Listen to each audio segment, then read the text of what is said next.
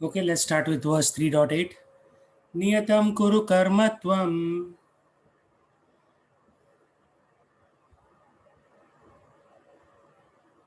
karma jyayo hi akarmanah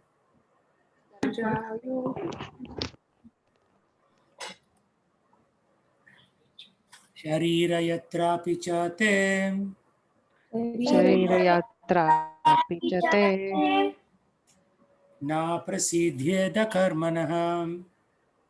कर्मणः Perform your prescribed duty, for doing so is better than not working. One cannot even maintain one's physical body without work. Okay, so Srijana, please read the purport.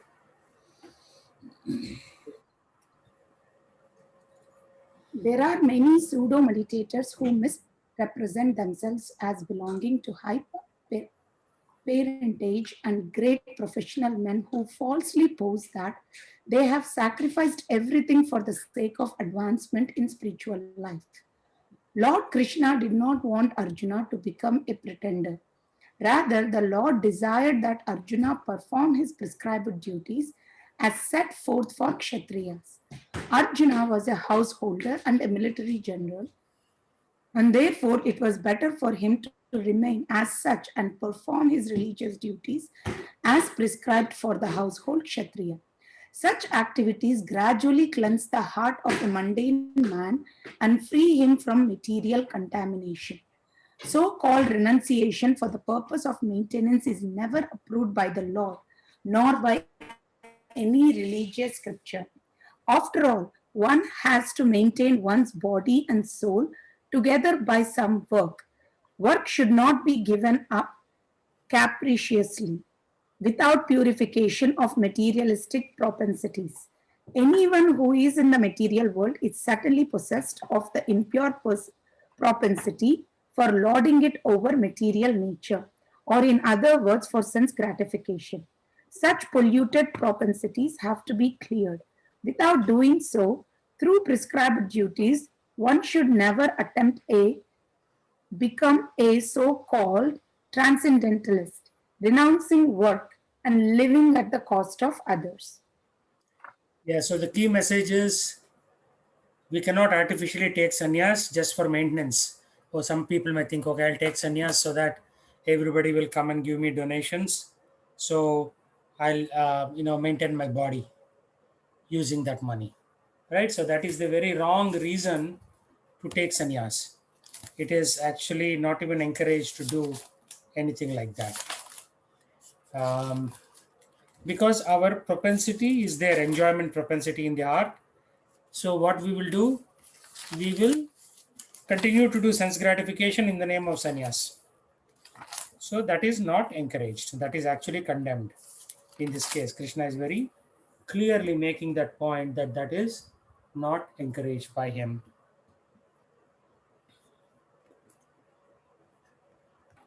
So Arjuna was a householder and military general. So for him, what is the duty? What is his duty as a military general and householder?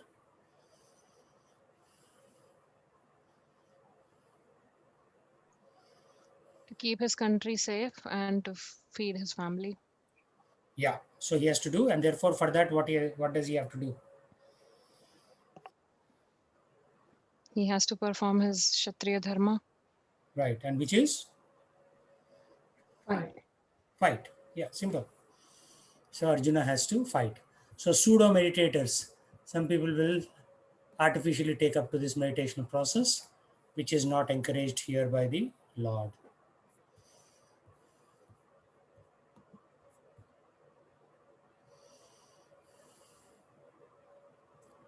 Yajnartar karmanotrya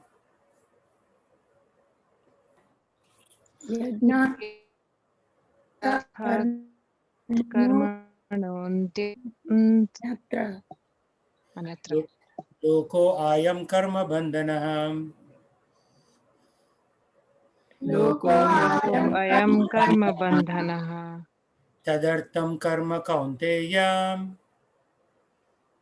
तदर्थं कर्म तदर्थं कौन्तेय कर्म कौन्तेय Mukta Sangaha Samacharam. Mukta Mukta Sangaha Sangaha Samachara. Samachara.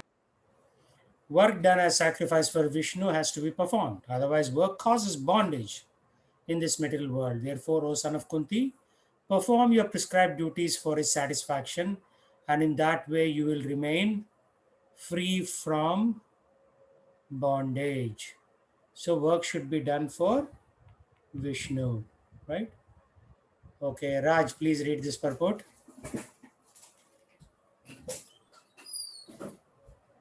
Since one has to work even for the simple maintenance of the body, the prescribed duties for a particular social position and quality are so made that the purpose can be fulfilled. Yajna means Lord Vishnu or sacrificial performances. All sacrificial performances also are meant for the satisfaction of Lord Vishnu. The Vedas enjoin Yajno vai Vishnu. In other words, the same purpose is served whether one performs prescribed yajnas or directly serves Lord Vishnu, Krishna consciousness, or Lord Vishnu. Krishna consciousness is therefore performance of yajna as it is prescribed in this verse. The Varnasrama institution also aims at satisfying Lord Vishnu. Varnasrama Charvata Purusena Puman Vishnu Arajate. Therefore, one has to work for the satisfaction of Vishnu. Any other work done in this material world will be a cause of bondage. For both good and evil work have their reactions, and any reaction binds the performer. Therefore, one has to work in Krishna consciousness to satisfy Krishna or Vishnu, and while performing such activities, one is in a liberated stage. This is the great art of doing work, and in the beginning, this process requires very expert guidance. One should therefore act very diligently under the expert guidance of a devotee of Lord Krishna or under the direct instruction of Lord Krishna himself, under whom Arjuna had the opportunity to work. Nothing should be performed for sense gratification, but everything should be done for the satisfaction of Krishna. This practice will not only save one from the reaction of work, but also gradually elevate one to transcendental loving service of the Lord, which alone can raise one to the kingdom of God. Very nice.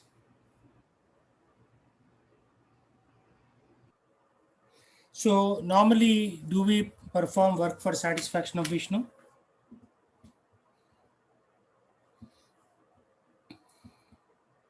No. Yeah. So, we have to go to an expert who can train us in the transcendental loving service of God. Unfortunately, many gurus, they will teach you to serve them, right? And then you will come to the false conclusion. So the guru will say, okay, you have to give me your money. And then you'll be liberated because I am giving you sanction, something like that, right? If you'll see a Rajneesh movement in the 1960s and 70s mainly. In Oregon, he had his own ashram. All of his disciples would give him Rolls Royce, helicopters, right? He only targeted the rich people as his disciples. And what did they get? Yeah, they got some peace and satisfaction, but they did not get liberation because he was not really pointing them to Vishnu or Krishna, right? So we need an expert who can guide us, and that even working in your office can be working for Vishnu. How would it be?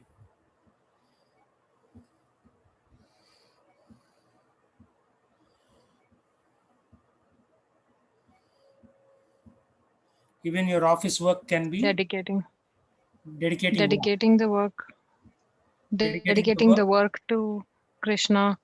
Okay, but what about the result? You're getting And the salary.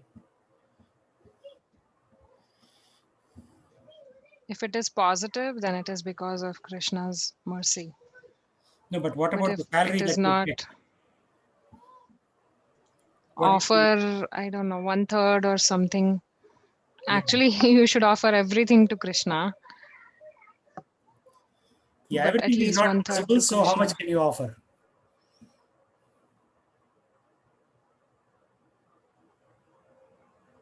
It's a good point. Offer everything to Krishna, but it's not possible. So how much would you offer?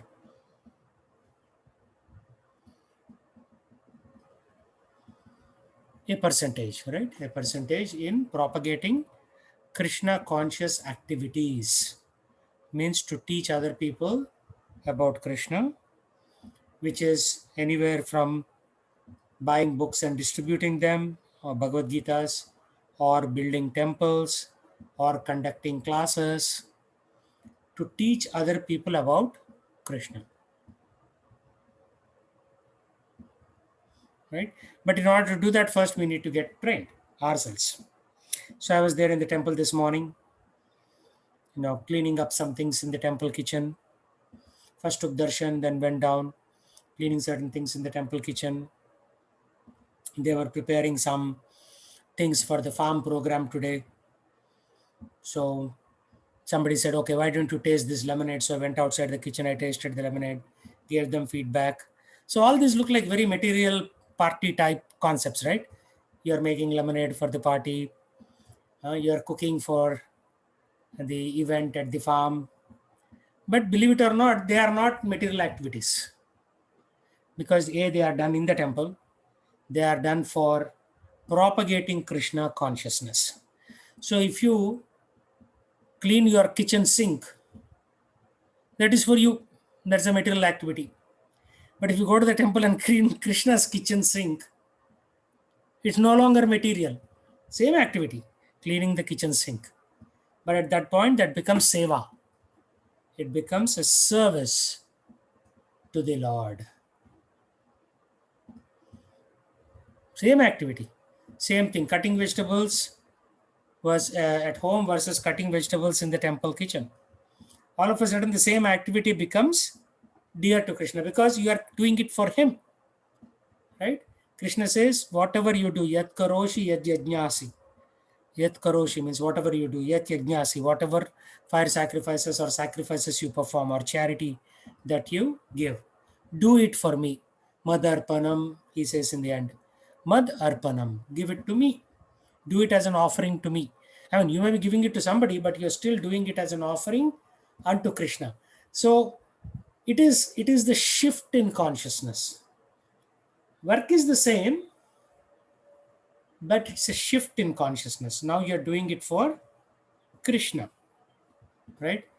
So you could stretch it out a little bit. Why are you studying? I'm studying for Krishna. But then once you study and get a good job, then you keep a pocket all that money. Then it's not really that you studied for Krishna or you are working for Krishna, because you're pocketing that money. So we have to use that Lakshmi in the service of Krishna. Lakshmi means money, right? Lakshmi Devi is personification of money. Of course, most people think of Lakshmi only as money, but there are different Lakshmis, right? Arogya Lakshmi, Aishwarya Lakshmi, Dhana Lakshmi, Dhanya Lakshmi. But modern mind has become, you worship Lakshmi Devi only for money.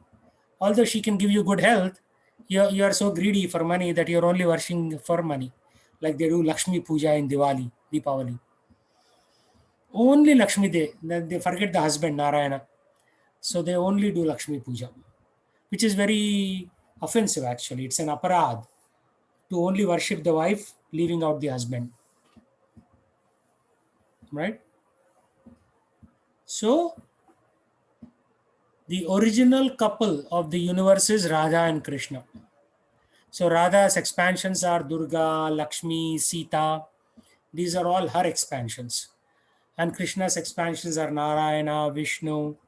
You may say that Krishna is one of the avatars of Vishnu, but even before Vishnu comes to the material world, his source is Goloka Krishna. So this is where there is a confusion between Sri Vaishnavas, who think that Krishna is an incarnation of Vishnu. They say Krishna Perumal. Yeah, Krishna is the Perumal, but Krishna is also source of Vishnu. So, and that only few people know. Very few people know that. Right? And then after every puja, they say Krishna Arpanam. Means, I've done this puja and I'm offering everything back to you, my Lord. You may give me a result, I'm again offering it back to you. Even the punya that I get, I don't want. I'm giving it back to you. Because what happens if you take good punya? What is the result?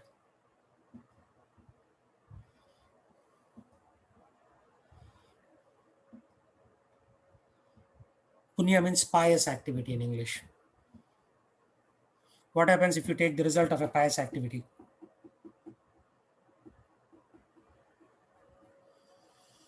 You accumulate karma. No. Karma and pious activity are different things. What happens if you take pious activity? Or you desire pious activity? Let me put it that way.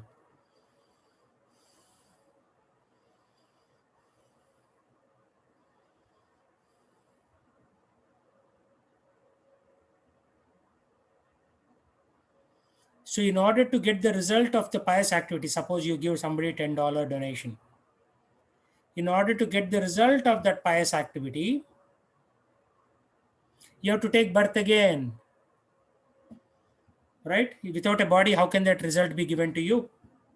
And then in next life, you'll have $40 because you gave $10 in donation. Usually, it multiplies by 4 times. Same thing, if you steal somebody's money, $100, you have to take birth again to repay that $100 to that fellow from whom you stole that amount.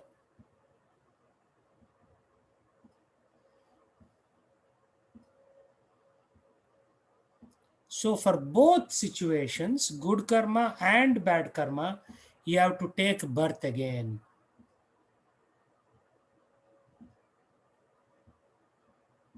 Right? We are taking birth right now. We are all having a human body. Why?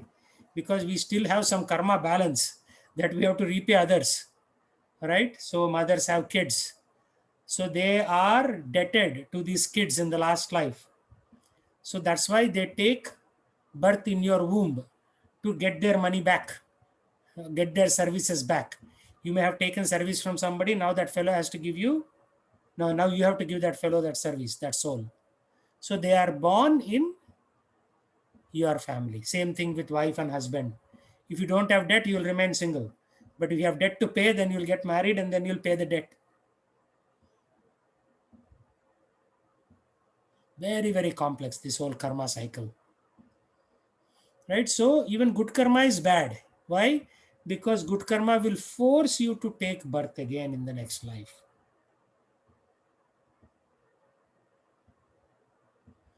So if you do good, it is bad. If you do bad, it is bad. So what should I do? Right? Logical question. So anybody has any answer to that?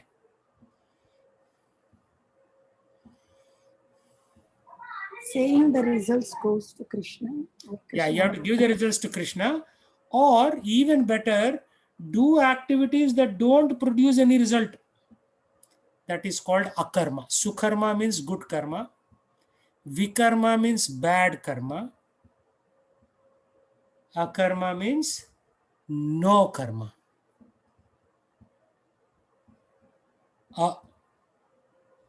Just to, if you add a, then it becomes opposite meaning in Sanskrit.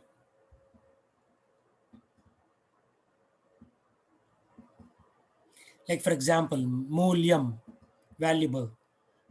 Amulyam means invaluable. You cannot even put a value to it. Right? You cannot value it.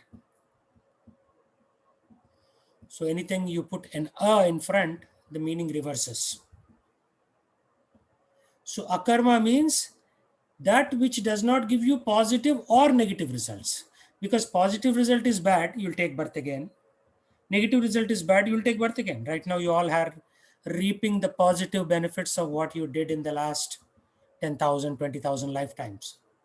Right? You are in America, you have good jobs, you have comfortable life. Not and everybody in America has comfortable life. Many people live in shacks and things like that, even here, not just in India, right? Or they will live in tents. So whatever you have done, you have a good life. And whatever bad you are doing right now, you may have a bad life in the future. So we have to cancel out our future good lives and future bad lives. That is akarma. So what is akarma? Any examples?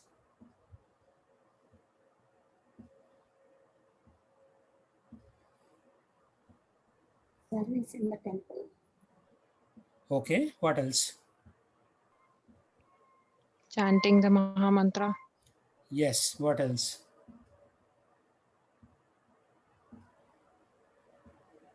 Investing your time in learning.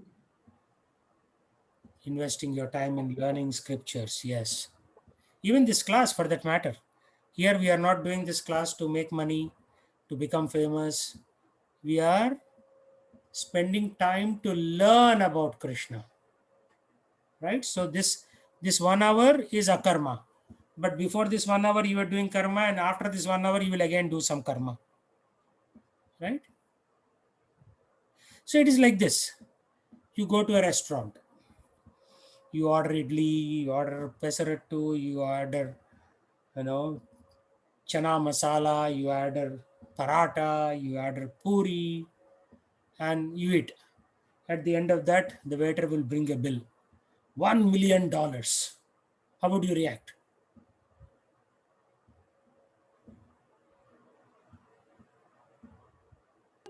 What 1 million for just this? Huh? 1 million for just idli and puri Yeah, or yeah. whatever. Yeah, same thing. That's what's happening. Every activity that we are doing right now, the bill is going to come later and it's going to be a huge bill. So, karma is very, very dangerous. You may be thinking that, yeah, I'm doing something silly, something small, but its consequences are disastrous. Its consequences are disastrous, right? So, just like the heat wave or forest fires or coronavirus, all this is based on the consequence of our actions in the past, karma. So, you may think I'm doing something very silly. In English, there is a word called innocuous. Innocuous means something that seems harmless. You're doing an activity that seems harmless, but the uh, consequences are disastrous. Just like in Ramadasu, right? Kancharla Gopanna, who became Ramadasu. He bought a parrot and he puts that parrot in the cage. Some of you know this story. And later, he is arrested by Tanisha, the Muslim king, and is put in jail. And then he's like saying, why I'm such a good person? Why am I suffering through all this? And then somebody reminds him, look, you captured this parrot in a cage. So now you are captured in this cage called the jail.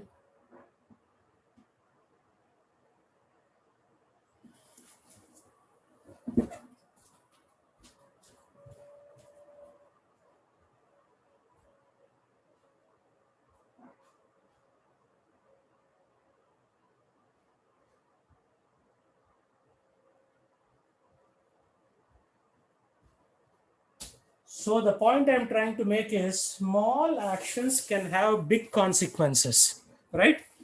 So that's why I never put birds in cages, fish in pond, unless you know what you're doing. Because if some fish die, then you'll get the bad karma. Of course, eating fish, eating meat has even more disastrous bad karma that will come and hit us in some later lifetime, right? So there is this thing. Why do bad things happen to good people? You're all good people, right? At least we want to think we are good people, right? Anybody of you thinks you are bad? Raise your hand. Anybody? I am very bad, like that. Oh, two people raise their hand. Nice. Some honesty here. Okay. So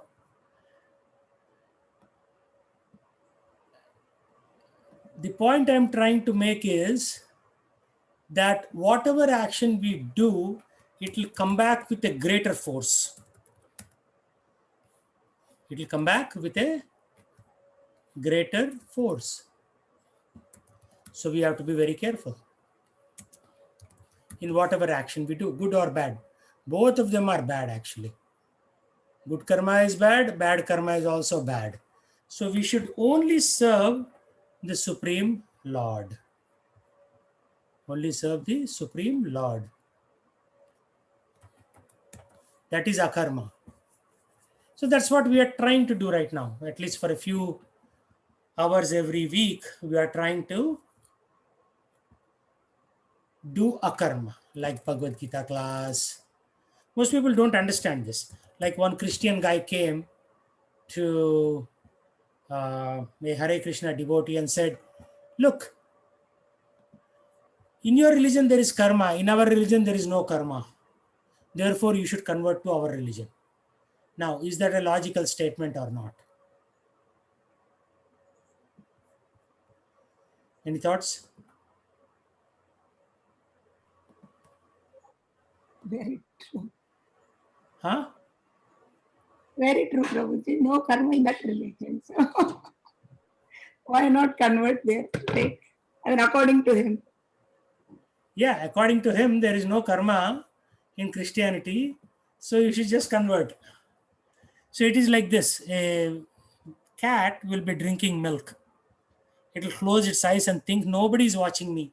I can peacefully finish off all this milk without anybody noticing me. Is that a true statement?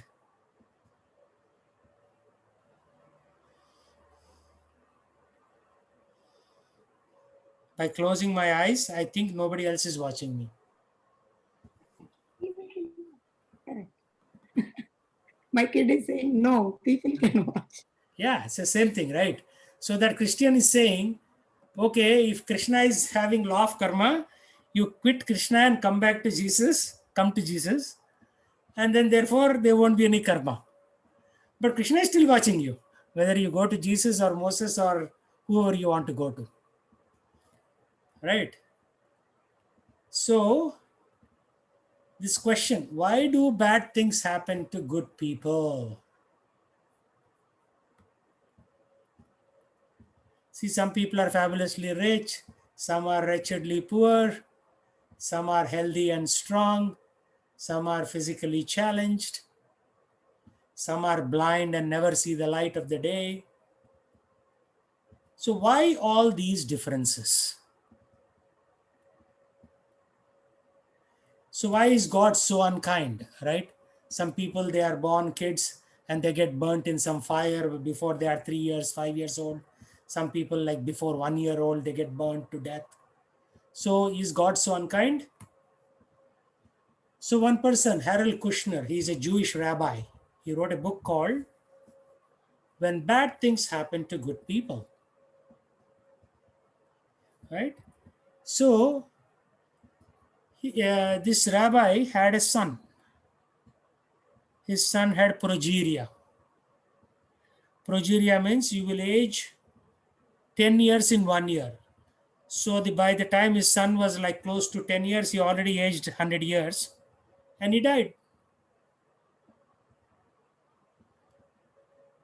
So then he said, oh, if God is all powerful, then why did he not save my son? So maybe God is not all knowing, means he is not omniscient. He doesn't know what's going on. Or maybe he's omniscient, God is omniscient, or he knows everything. But poor fellow is not all powerful. God is not all powerful. That is how he came to this conclusion. So God cannot be all powerful, all knowing, and maybe he's not very kind. That's why he let my son die. So maybe he's powerful and he knows, but he's not a very kind guy. God is not kind, so he did not save my son. Or maybe he's very kind, but poor fellow is not very powerful to save my son. So he came to this conclusion that God is only 2 out of 3, right? So maybe out of like powerful, all knowing, and all kind, he's only 2 out of 3. He cannot be all 3 simultaneously. So that's how he came to the conclusion. Just because his son died early, right? But scriptures tell us that God is all powerful, He is all loving and he is all knowing. Otherwise, he's not God. He's like you and me. Right? So just because this bad thing happened to him, he concluded God is not. He's lacking one of these qualities. But Vedas declare God is all powerful. Aham sarvasya prabhava. Everything that is created comes from me, emanates from me. Right? I know everything, he says in various verses. And then others say, like sages say, that God is all loving. So God has these three qualities. So there are only 5 major topics in Bhagavad Gita. One is Ishvara, second is Jiva, third is Prakriti, 4 is Kala, time, and 5 is Karma.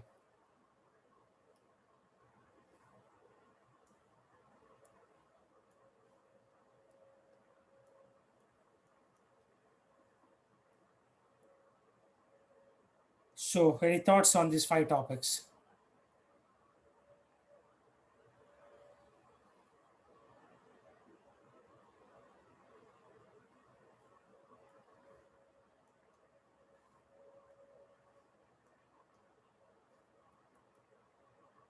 You think Bhagavad? Yeah, go ahead, Mataji. Uh, well, this is an ongoing situation, and we were talking in the morning with my mom. So, if somebody is suffering if somebody is suffering without them knowing, like if they are on the hospital bed or in ICU, or is it the body which is suffering, or is it the soul which is suffering? Actually, it is the body that is suffering, but the soul identifies itself with the body, and therefore they think they are suffering. Actually, soul cannot suffer, right? If you are a self-realized person, then even if you are in the hospital, people are cutting your body, uh, people are giving you anesthesia, they're giving you so much medication. You think, okay, I'm not the body, I'm the soul. But most people are not self-realized, right? I mean, almost nobody is self-realized. Very few are self-realized. So, for the most part, people think that they are suffering, but actually, when the body is suffering, they are not suffering. Suffering happens because we are attached to something, right? For example, like today or yesterday, Microsoft stock was whatever 266. So you decide to buy 10 stocks, right? 2 weeks later, it falls to 250. So $16 times 10, $160 you lost. And you're, hey, why did I buy that stock? It fell down $16. So who is suffering in this case?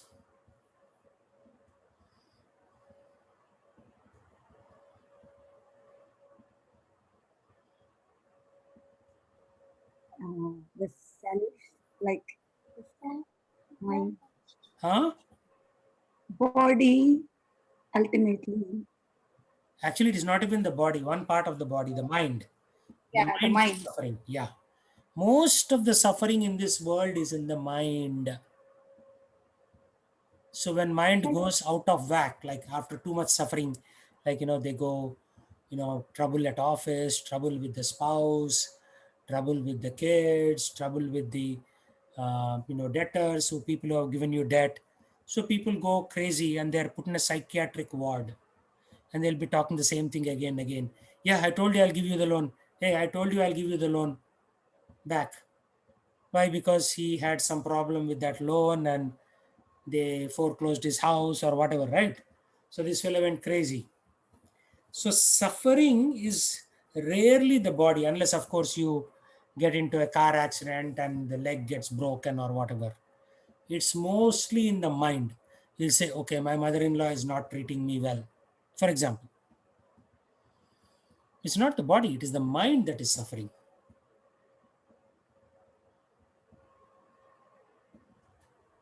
right? Maybe it is very hot today in Seattle, so maybe the body is suffering a little bit.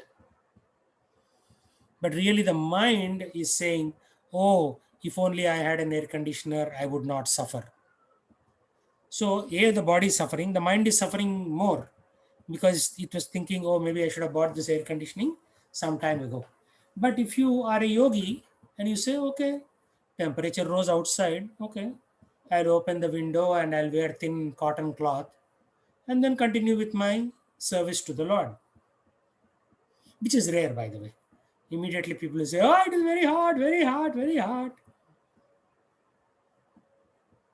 They'll cry. So, yeah, body suffering is 25%, mind suffering is 75%. The mind is saying, oh, because my body is suffering and I have no way to control it, so I should suffer more. So, it's really the mind that is suffering. But a yogi knows to discipline the mind and says, okay, shut up and sit down. Don't bother me. So, he'll control the mind. Then there is no suffering. Like Joan of Arc in the Christian tradition, people were trying to kill her and she was smiling. Prahlad, his own father was trying to kill him, but he was always smiling because he said, yeah, you can kill the body, but you cannot kill me.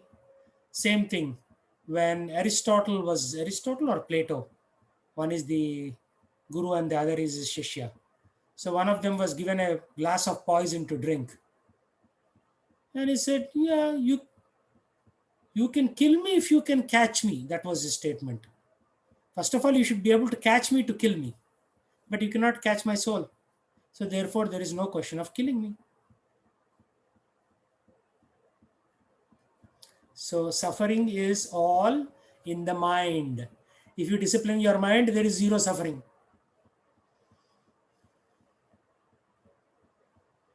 Say, suppose your mother-in-law is torturing you. You say, yeah, mother-in-laws are supposed to be strict with their daughter-in-laws. Yeah, mother-in-laws, that's what they do. So it's okay. Then there is no torture, right? There is no suffering. You are willing to take it. That's it, done. Right? Or you have been admitted to hospital with corona. Hopefully that's not the case, but let's hypothetically say that. You say, okay, this virus wants to eat my body, let it eat. I'll chant Hare Krishna. And I'll continue my journey next lifetime. Then there is zero suffering, right? Only if you're, oh my God, I'm dying. This corona has hit my body. Then there is a lot of suffering. So suffering is in your hand, actually, in your mind. You can switch it on or off.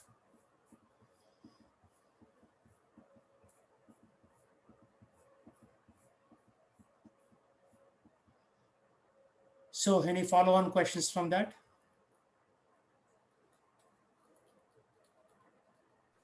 No, Prabhuji. Yeah, I'm good. So that's what it is. Actually, there is no suffering.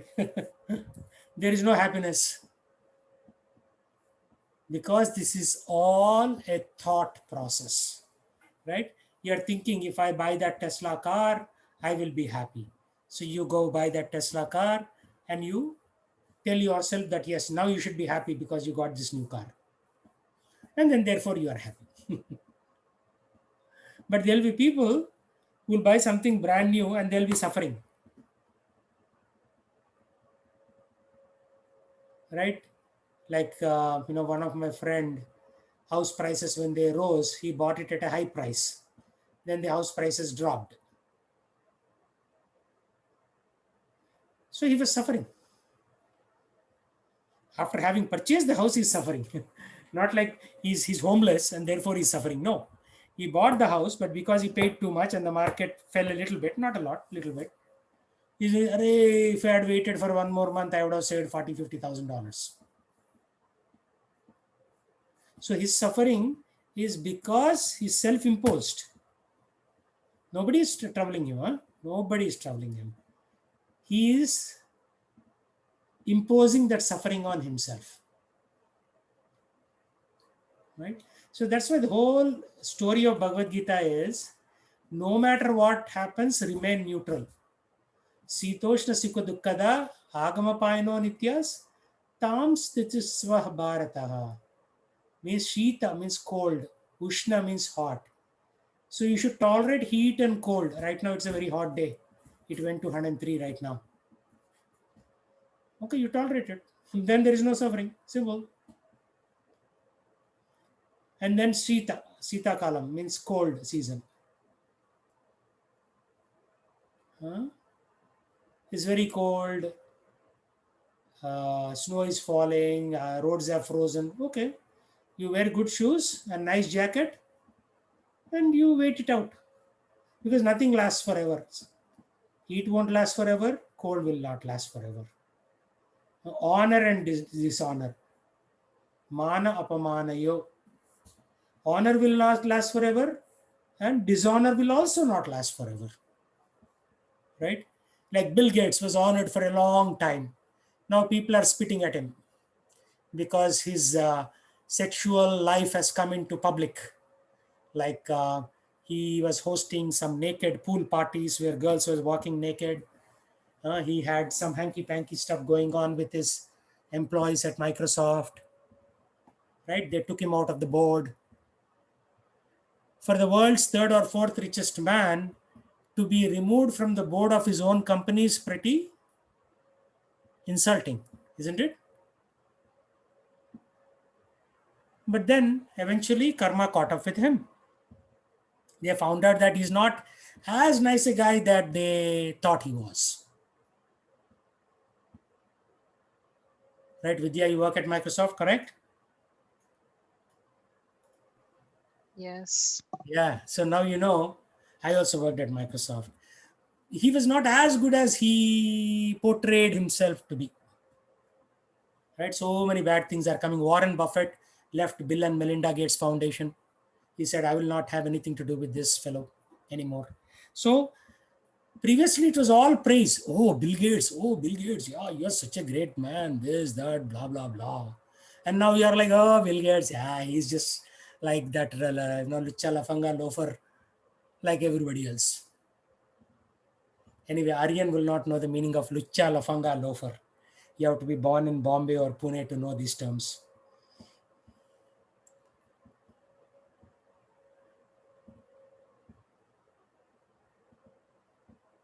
So it is like that. Honor will come. Dishonor is just waiting around the corner. After you are honored, people will dishonor you. First, they will raise you up on the mountain, and from there they'll push you down.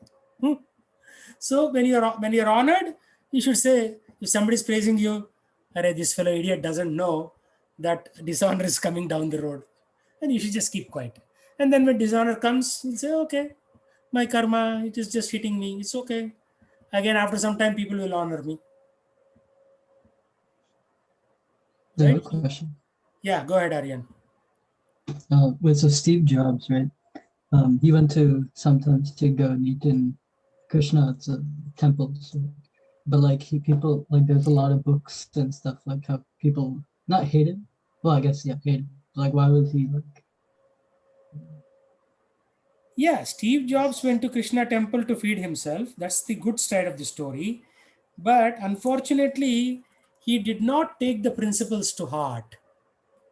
Right? Yeah.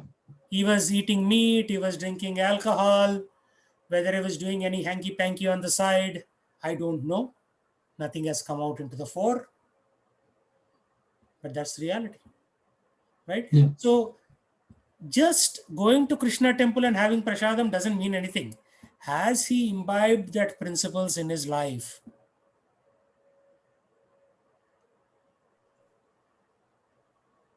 Right? Yeah. Has he imbibed those principles in the life? If not, then he's a failure. I mean, even otherwise, he's a failure, right? Because he worked so hard, but cancer took him away. He could never enjoy his wealth.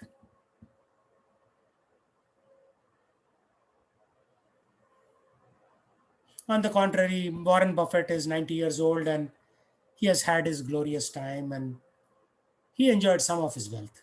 But Steve Jobs, poor fellow, could not even do that. Right?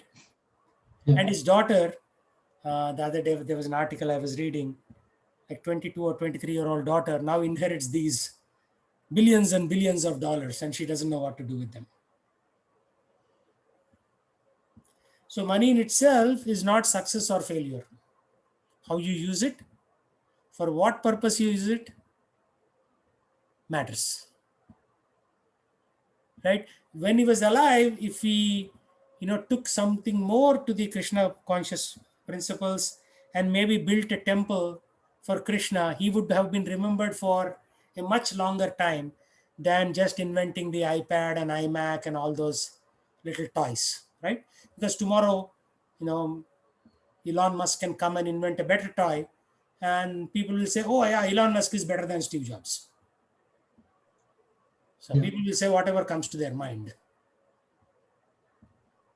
So in Yeah. a way, he was a failure. He is a material failure and a spiritual failure, both ways. He couldn't enjoy his material wealth, and although he went to a Krishna temple and people gave him the knowledge, he didn't act upon it. So hopefully, you will not be a failure. You will act upon Yeah. this knowledge, right? What's the point of Yeah. having knowledge and then not using it? Yeah. So, what is the definition of a miser? I think we talked about it last time or a few times ago, a few meetings ago. What's the definition of a miser?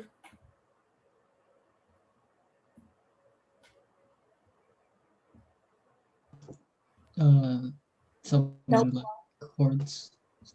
Huh? Someone who like hoards. No, Srijana explained it. You have it, but you don't want to use it. Srijana or Vidya explained it last time. Yeah. So, what is a miser? I mean, what is a generous fellow? He has it, he uses it. The miser, you have it, but you don't use it. So, Steve Jobs was so filthy rich, but did he use his wealth? He could have used, right? He said he got free prasadam from the Krishna temple. So, he should have built a Krishna temple and put a free food distribution center in that temple because he got benefited. So, why not other people should get benefited? So, in my mind, although a lot of people praise Steve Jobs, he was a material and a spiritual failure.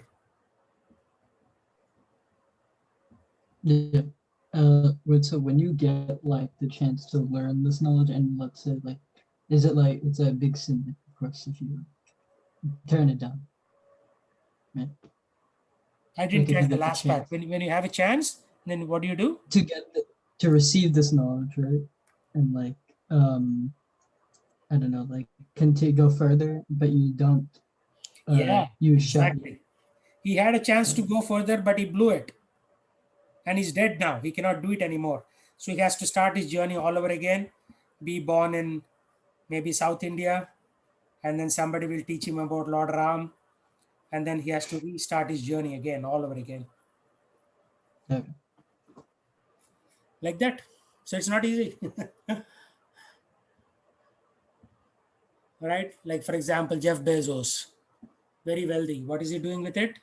Nothing. He wants to go into the moon and maybe he'll suffer a heart attack there and he'll not come back. His body will come back.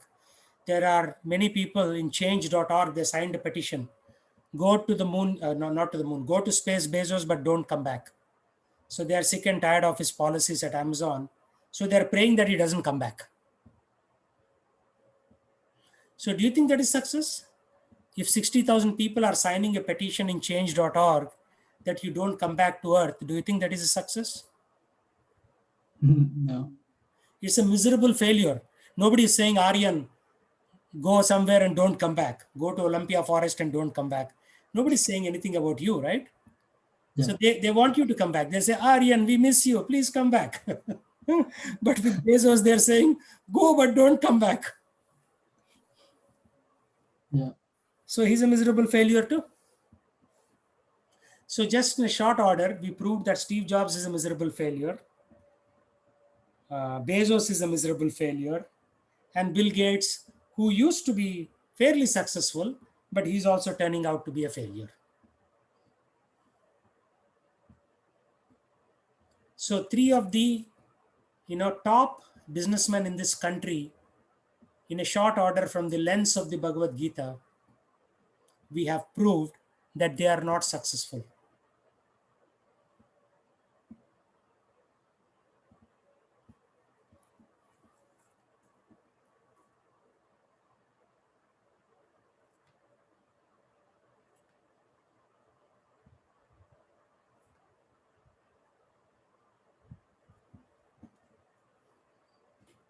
Okay, so the 5 topics in Bhagavad Gita are: one is who is God, who are you, the living entity, what is nature, Prakriti, what is Kala, time, because only under the influence of time things move forward. If time were static, then there is no motion, right? Everything comes to a standstill. And then karma is the activity.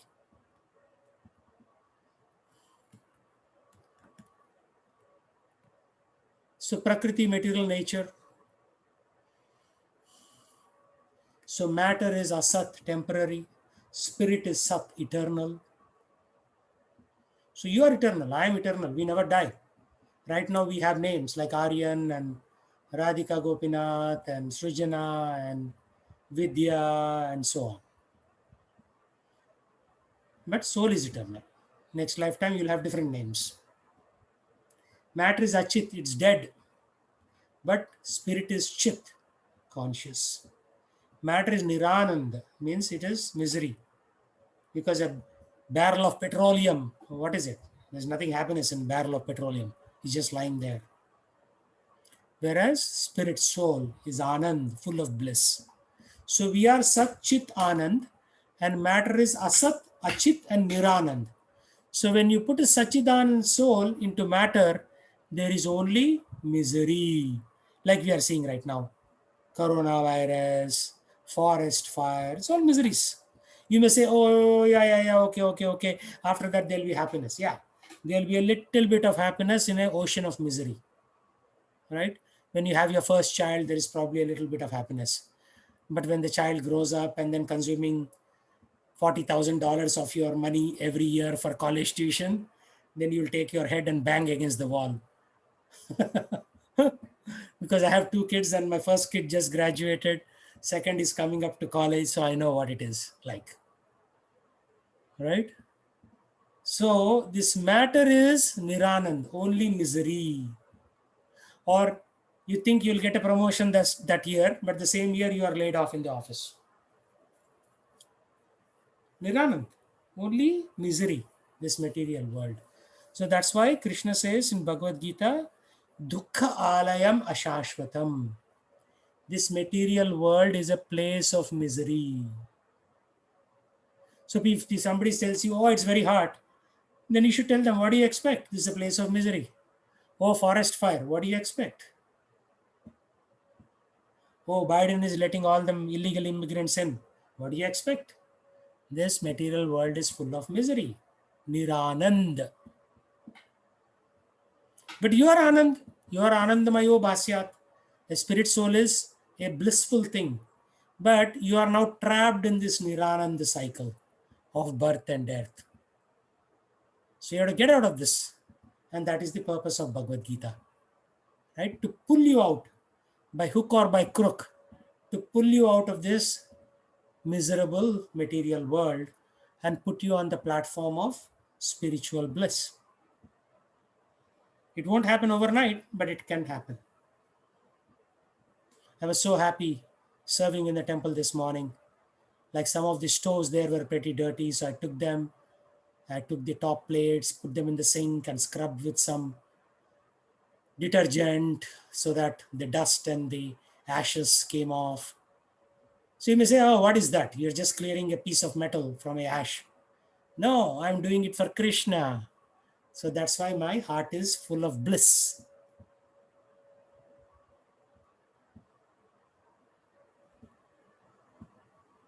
So you're somewhat blissful, but you are not realizing your full potential. So to realize your full potential, you have to do it, overdo it. You have to overdo devotion. So in the Srimad Bhagavatam, it says, Tivrena Bhakti Yogena Yajeta Purusham Param. So you have to overdo devotion. Then you'll attain bliss. Not like, cursory. In English, there is a word called cursory. Cursory glance, which you just look at it and then you move on. That is not sufficient. It's got to be intense. Then you will attain the result. If it's not intense, you won't get the result. Any thoughts, questions?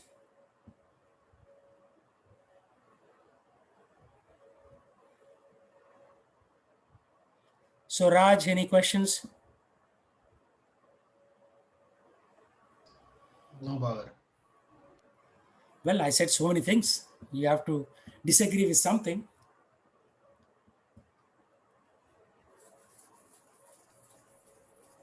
No. Okay, okay. So Vidya, any protests?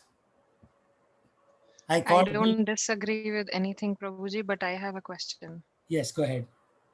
So you were saying in one of in today's discussion a little earlier, you were saying, so we have to pay some debts. That is why we get married or we have children Correct. or other those kind of things. So we have to repay these things back.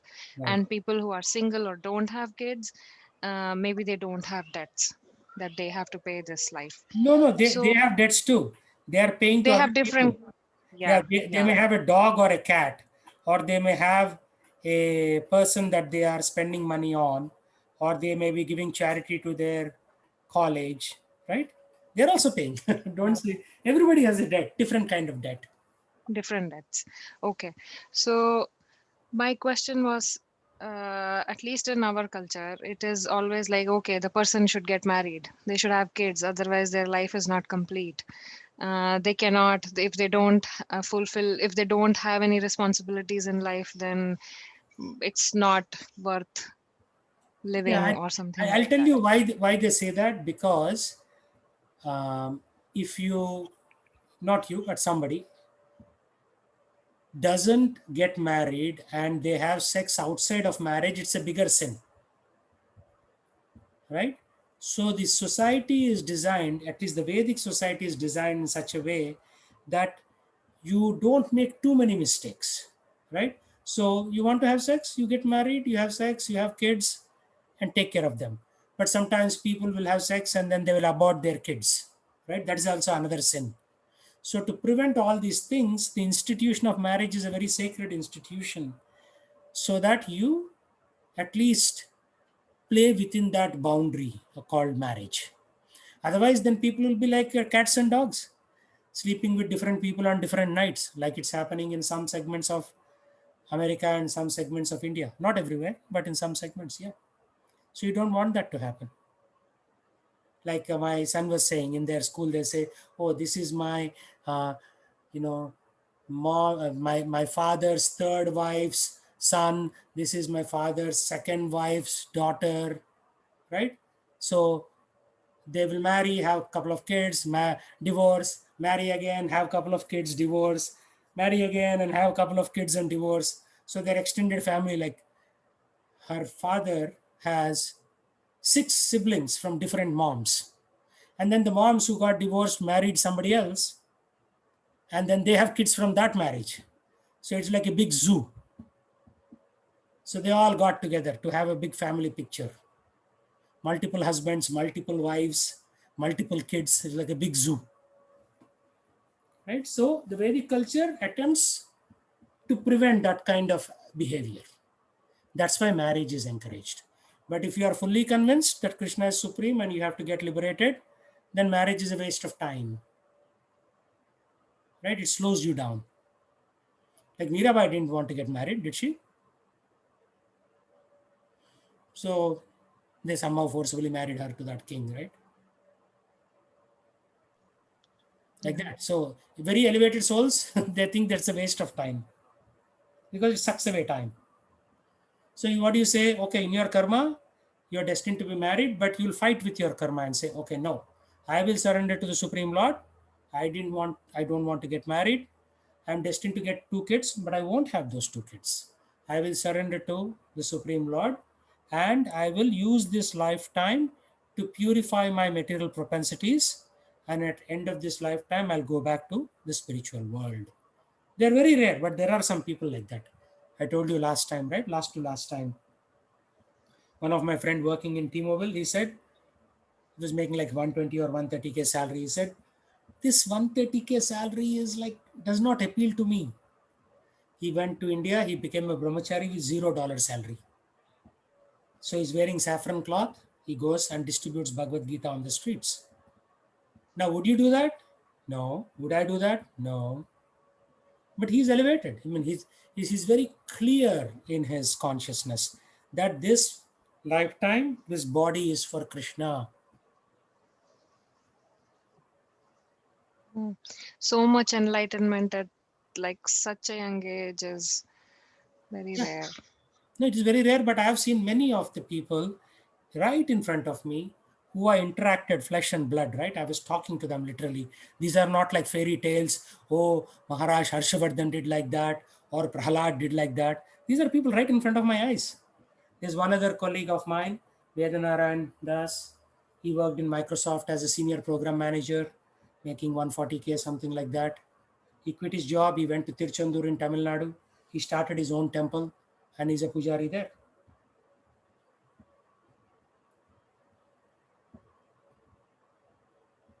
So, right in front of our eyes, people are doing that. We cannot do it, doesn't mean that the whole world is bad.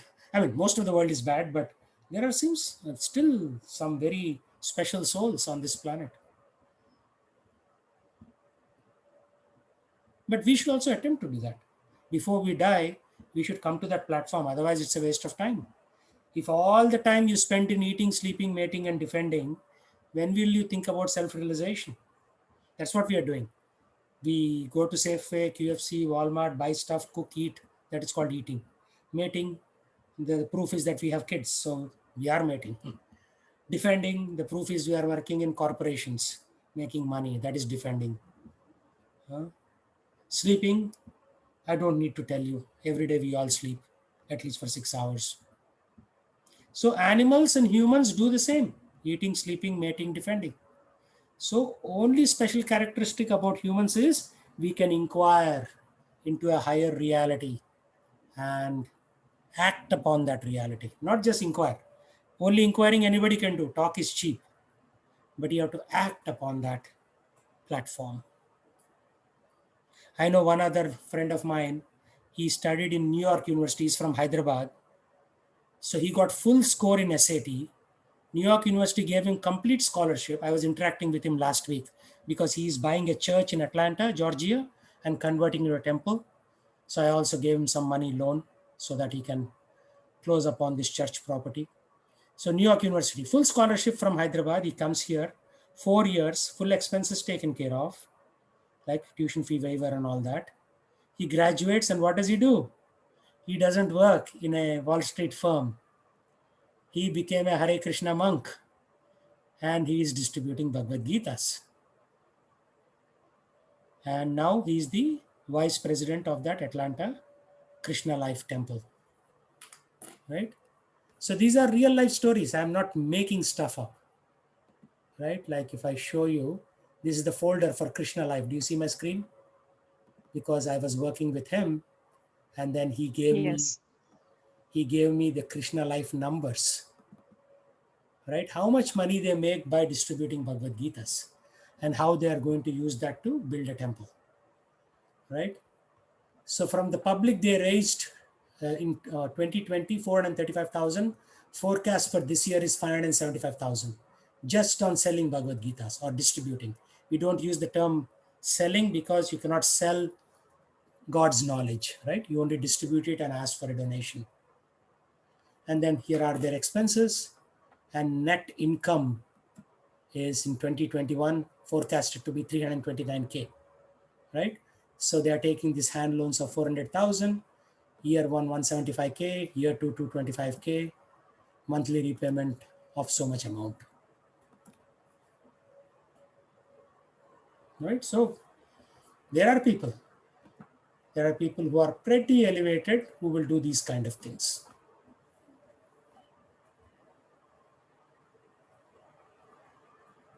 Like my daughter is only 21 years old. Last year at the age of 20, she took Diksha. She said, I will chant 16 rounds every day of Hare Krishna mantra. She's only 20. I mean, how did that happen to her? She's probably half your age, Vidya. He's chanting, right? So you should all become serious. Aryan, Vidya, Chandar decided to not even come to the class today.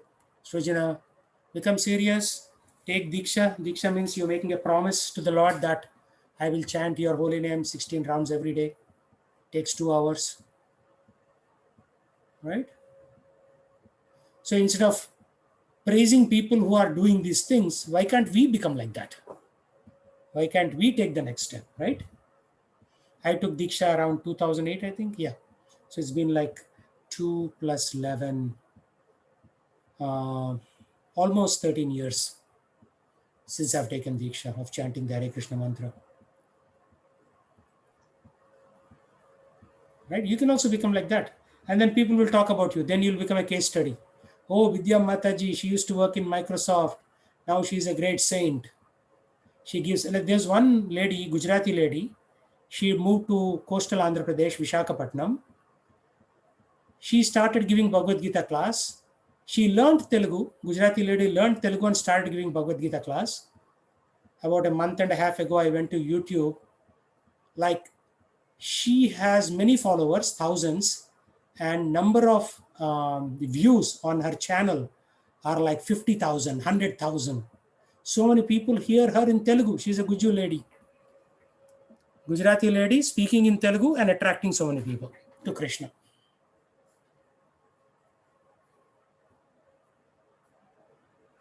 Yeah, Aryan, go ahead.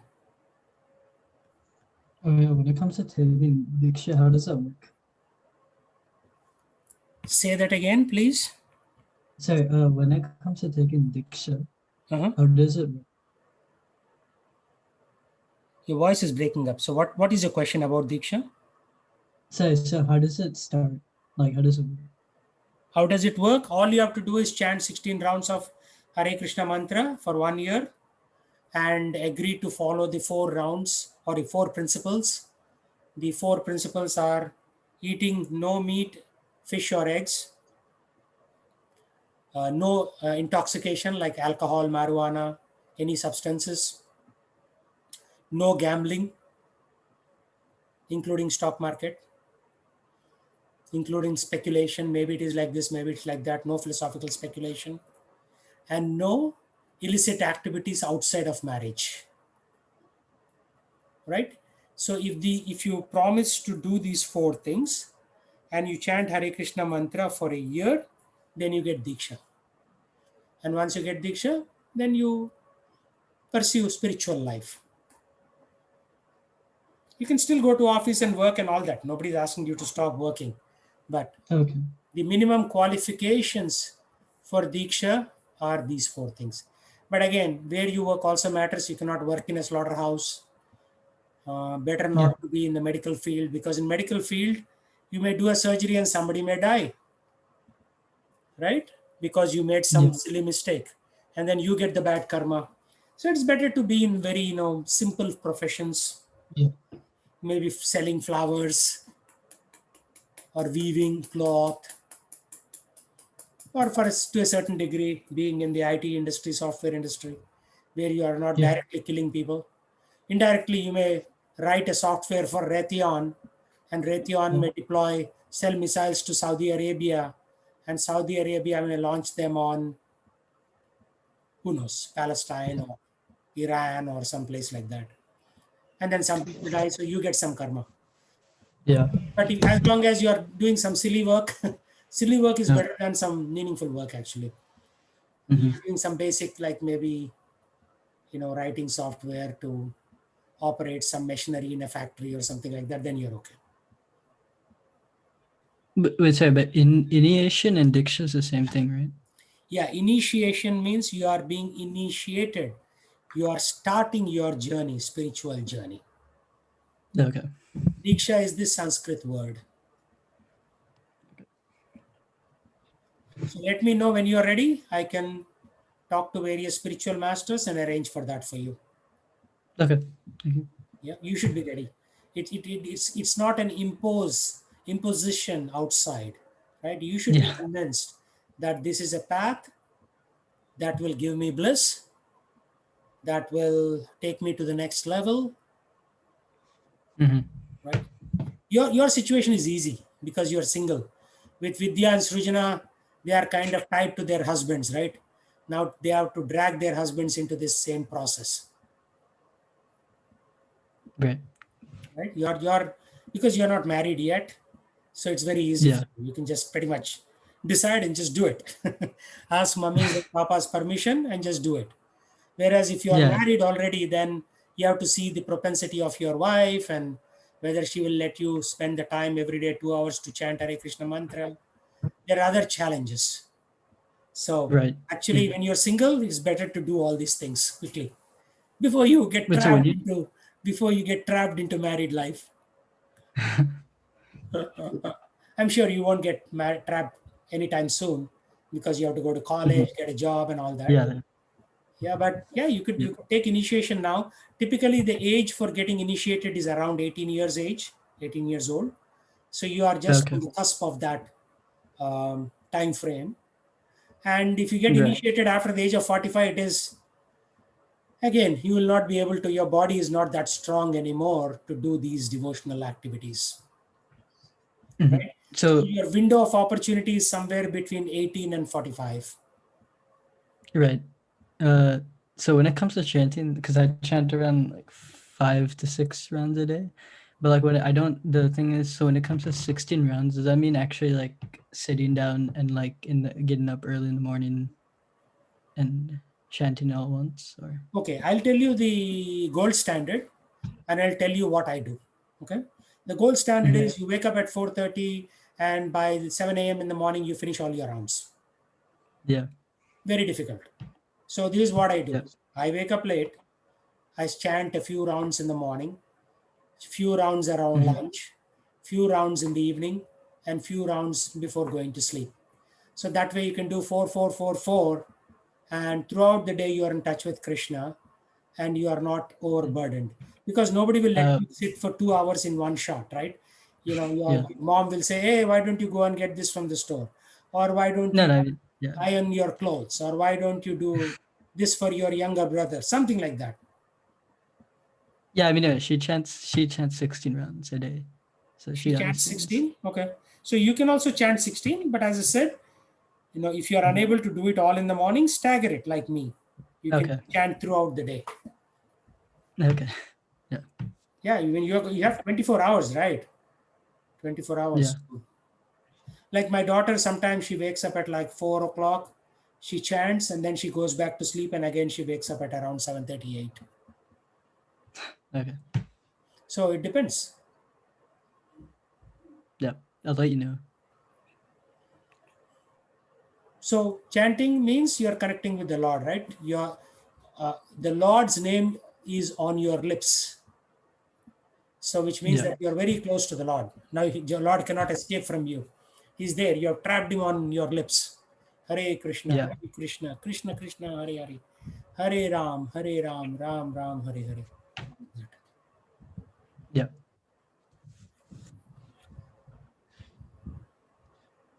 Okay, so that is good discussion for today. We'll continue next week. So now let's chant.